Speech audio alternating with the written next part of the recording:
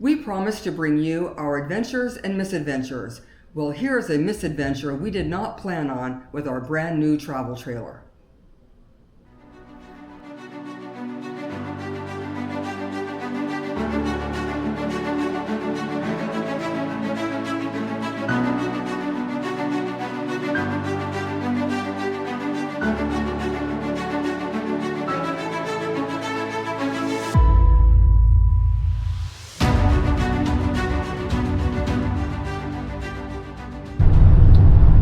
So I wanted to take a moment, we're on the road again, and share with you a piece of equipment that I think is a very important piece of equipment when you're towing a trailer or flatbed. It doesn't make any difference. And that's a tire monitoring gauge here to my right.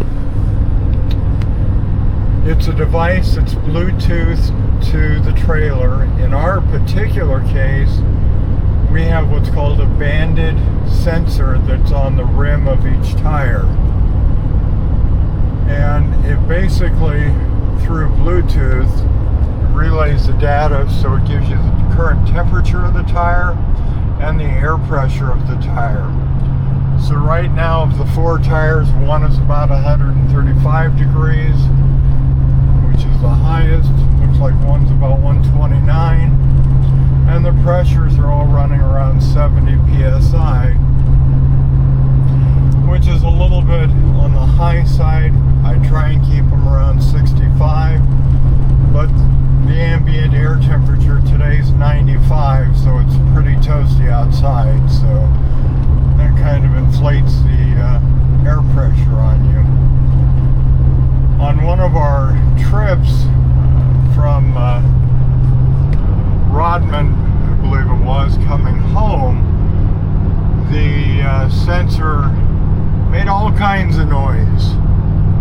Turned out we had a brake that was binding, set the sensor off at about 165, 170 degrees temperature, and had we kept going, we'd have certainly had at a minimum a blowout and potential damage to the trailer, or heavens no, you could have had a worse incident. So thank goodness we had the equipment to let us know. We were able to stop, let the tire cool down. We did a milk run from that point to the shop where it was taken care of under warranty. But, you know, who knows what would have happened had we not had this equipment. So relatively inexpensive, but for standpoint of peace of mind, pretty tough to beat.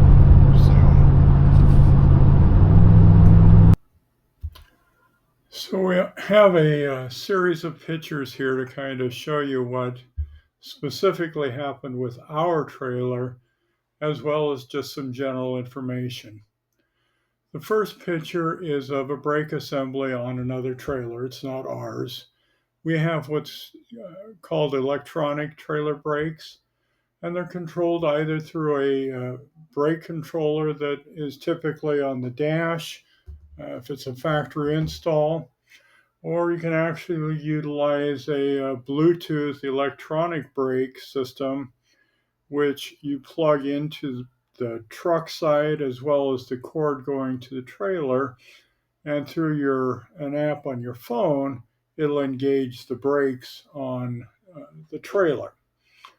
So on the trailer brake assembly, you have a pair of shoes, and at the bottom you have what's called a puck, an electronic puck.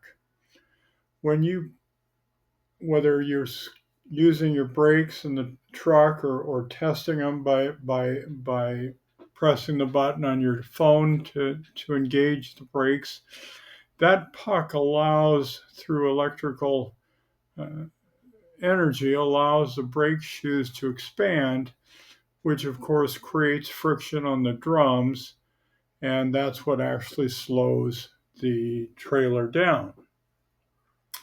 Now in our case, it turned out that from the factory, the brakes weren't adjusted properly, and the shoes were actually dragging.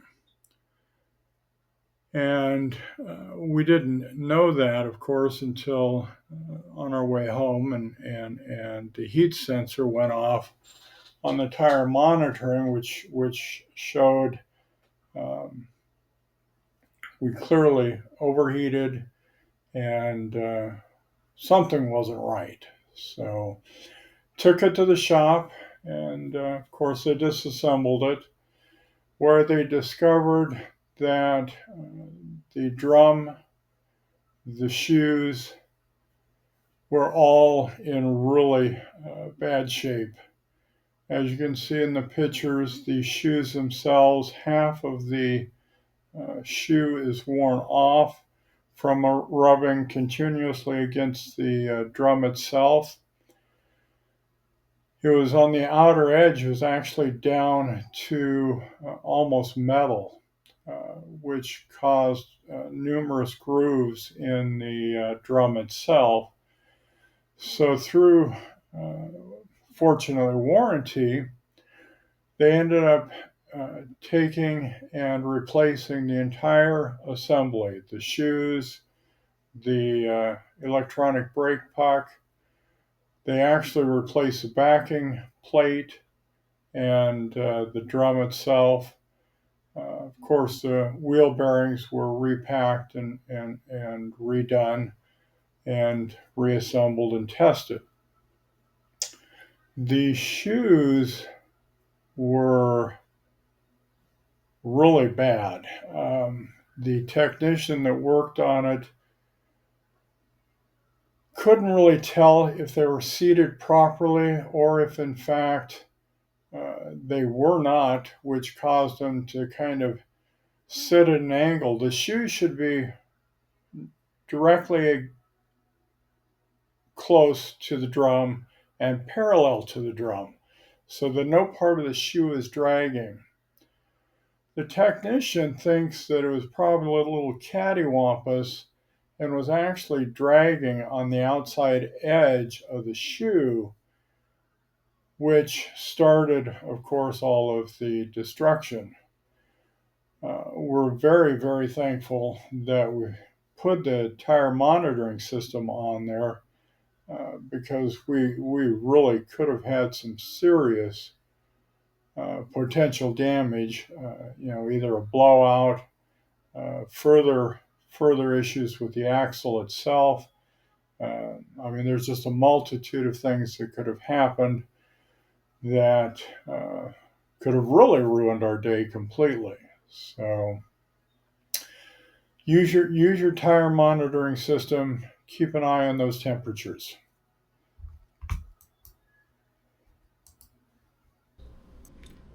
On our third outing with our new travel trailer, we went camping at Olino State Park in High Springs, Florida. Our first evening, we were all set up, our awning out, and we had just finished dinner. We could hear a storm was coming. We had some very loud thunder coming right over us. Then we heard and felt a crash. But this was not thunder. We looked out our window and our awning was down and detached from the forward arm end of the awning. This is the power end of the awning, and then it started to rain, and it rained very hard, followed by more thunder and lightning. The awning had to hang that way until morning. So we have a 20-foot awning on the trailer. It's made by Lippert. It's basically, as you're facing the passenger side or the entrance exit of the trailer, the front end of the trailer is the arm that has the power unit on it, which is this right here. This unit would sit actually like this, with an arm that came out of the side here that went into the roller tube on the awning itself. That is this right here, which is sheared. It did go into this hole right here, and that's what powered the awning, obviously, to open and close the unit.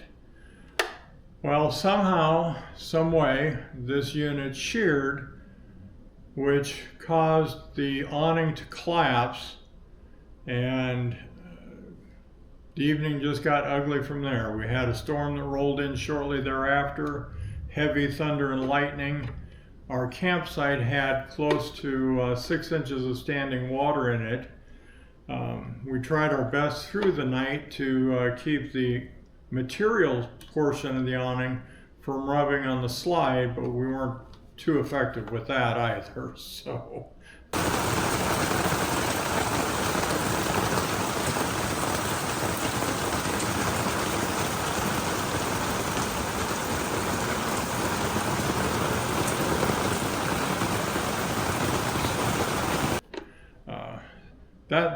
That's the biggest portion of our misadventure. The next morning, we called a mobile tech, and he came out within a few hours. We had to remove the motor from the forward arm of the awning. Our mobile tech had a replacement motor that he could use until we could get the trailer to the shop. After the replacement motor was put on the awning, it retracted, but it would not retract all the way on the rear arm of the awning. We had secured the awning arm with a large zip tie. I have a new appreciation for zip ties. It's like duct tape for RVs. Securing the awning arm in the rear would hopefully keep it stable for our trip home. So we drove home slowly. The awning did fine. It didn't move at all, which obviously was great. We took the trailer at that point to Lazy Days to have it evaluated, and ultimately they've determined that there was clearly a flaw with the motor component to have sheared the pin as it did, and it's actually being covered under warranty, which is great.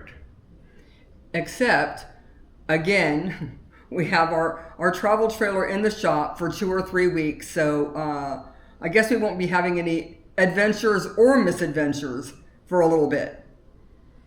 But the plus side, it is being taken care of by the manufacturer, and the folks at Lazy Days have been really good with us in terms of storing the unit there while we're waiting the parts to arrive, and overall, I guess for a negative experience, it hasn't been all that bad. So. Hey Mark, what are we doing today? Hey, today we are picking up our trailer from Lazy Days with a brand new awning. Yay! So how long has it been at Lazy Days? Let's see, the War of 1812 was still going on, I think. So what really happened is we had a catastrophic failure with our awning, and we brought it to Lazy Days for repair. It's all been done under warranty, but when the part came in for the awning portion, it was damaged. So we had arms, we took it camping, and then we brought it back. Yeah. So let's see if it works. Let's see. Looky there! Woo-hoo! Holy cow, Batman, it's an awning. And guess what? We get to try it out next weekend. Yeah. Woohoo! Well, thanks for joining us today and listening to our misadventure. We hope that you enjoyed our little story, and please take a moment and subscribe and like our video. We wish you the best. Happy camping. Happy camping. Bye-bye.